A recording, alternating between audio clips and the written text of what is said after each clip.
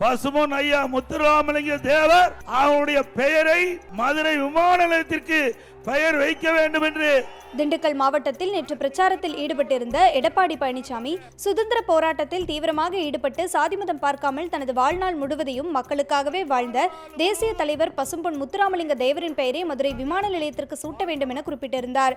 இதற்கு எதிர்வினையாற்றியுள்ள புதிய தமிழகம் கட்சியின் தலைவர் கிருஷ்ணசாமி, ராணுவ பயன்பாட்டிற்காக ஆங்கிலேயர் காலத்தில் அமைக்கப்பட்ட இந்த விமான நிலையம் பின்னர் போக்குவரத்திற்காக அவ்வப்போது விரிவாக்கம் செய்யப்பட்டது.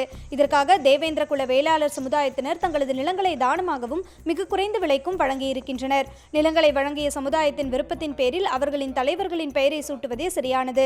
அந்த வகையில் மதுரை விமான நிலையத்திற்கு தியாகி இமானுவேல் சேகரனாரின் பெயரை சூட்டுவதே பொருத்தமானதாக இருக்கும் எனவும் பதிவிட்டுள்ளார்.